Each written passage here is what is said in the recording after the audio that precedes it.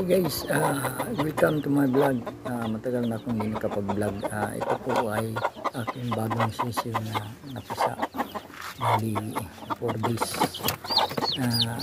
Itong pag-aalaga ng manok, ito mga ano nito, mga Rhode Island, kailangan matyaga ka at laging bantayan sila palagi at umaga at hapon palitan mo ng tubig, pagkain, maintain sila para malulusog sila. Ayan sila, ang aking mga alagang Rhode Island. Sana matuwa kayo sa aking mga pinapakitang video para sa aking mga viewers, sa aking mga friends. Sana magustuhan niyo ito. Ayan, dito na ako banda sa may labas. Ayan, medyo ito yung bagong nilabas ko ng mga Rhode Island. Ayan, medyo malalaki na sila. Yan yung native at yan yung naglimlim. Bali, binili ko yung itlog at pinalimliman ko sa kanya. Yan ang result. Bali, 9 na sisiw. At ito naman yung medyo malalaki na.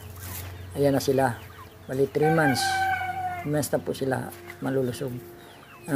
Kasi ganito ang ginagawa ko. Pag umaga, palitan ko ng tubig. Sa hapon, palitan ko naman ng tubig.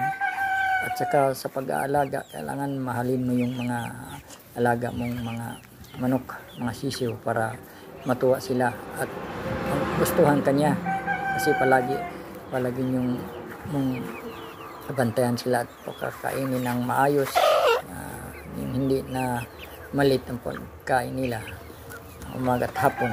Pag ganitong malaki ng manok, kailangan ano na siya, bali morning at afternoon lang pakain sa kanila.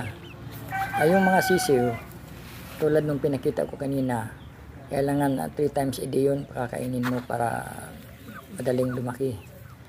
At ayan na sila. Yung isa na yan, yung puti na yan, aabot ng siguro pag insakto edad na, aabot ng 5 kilos to 7 kilos ata ng lalaki. Ayan na sila, tingnan mo. Ang saya sa at malulusog sila. Dahil ang nag-aalaga ay nagmi-maintain talaga sa kanila para hindi sila magkasakit. At sana magustuhan nyo itong aking mga vlog, aking mga alagang mga Rhode Island. Ayan, malaki yan. Yung maliliit, bali 2 months pa lang yan. Yung malaki, 3 months. Yan sila.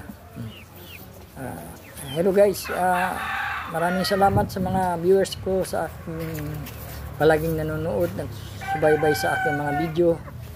Sana magustuhan niyo ito at sana huwag niyong kalimutan na palaging panoorin at i-share at lalo na po paki-subscribe na lang sa lahat ng mga viewers ko. Thank you very much sa inyo, sa aking mga silent viewers. Thank you very much at sa aking mga friends.